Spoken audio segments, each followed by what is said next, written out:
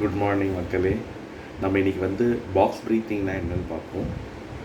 Box ப்ரீத்திங்கை இன்னொன்று இதில் என்ன சொல்லுவாங்கன்னா ஸ்கொயர் ப்ரீத்திங் சொல்லுவாங்க. பாக்ஸ் ப்ரீத்திங்னா என்னென்னா ரொம்ப சிம்பிளுங்க.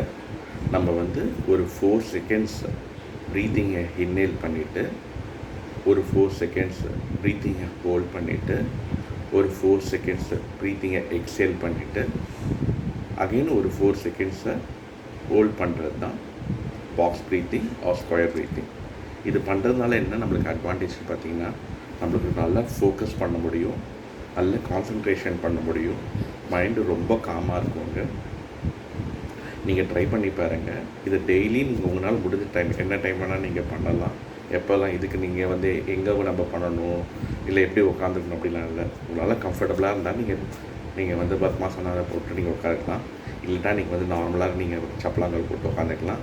இல்லைனா நீங்கள் நார்மலாக நீங்கள் சேரில் கூட உட்காந்து இல்லை சோஃபாவில் கூட உட்காந்துக்கலாம்.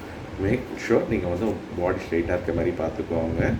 இது எப்படி பண்ணலாம்னு நம்ம பார்ப்போமா. பாக்ஸ் ப்ரீத்திங்கை 4 செகண்டில் உங்கள் ப்ரீத்திங்கை இன்ஹேல் பண்ணுங்கள்.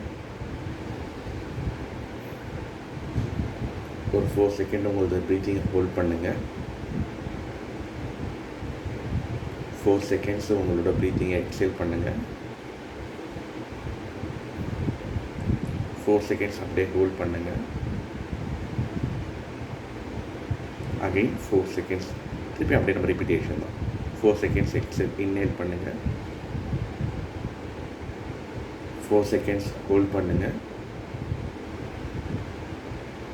4 செகண்ட்ஸ் எக்ஸேல் பண்ணுங்கள். அகெயின் 4 செகண்ட்ஸ் ஹோல்ட் பண்ணுங்கள்.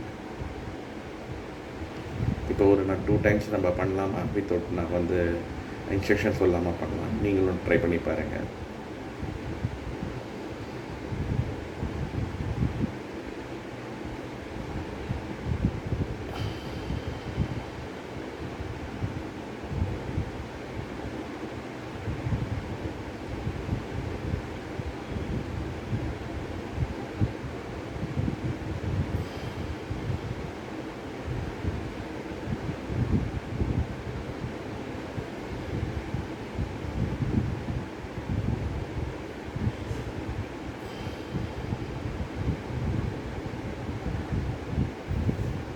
புரிஞ்சிருக்குன்னு நினைக்கிறேன். எதாவது டவுட்டாக இருந்தால் கமெண்ட்ஸில் போடுங்க. நான் திருப்பி எக்ஸ்பிளைன் பண்ணுறேன்.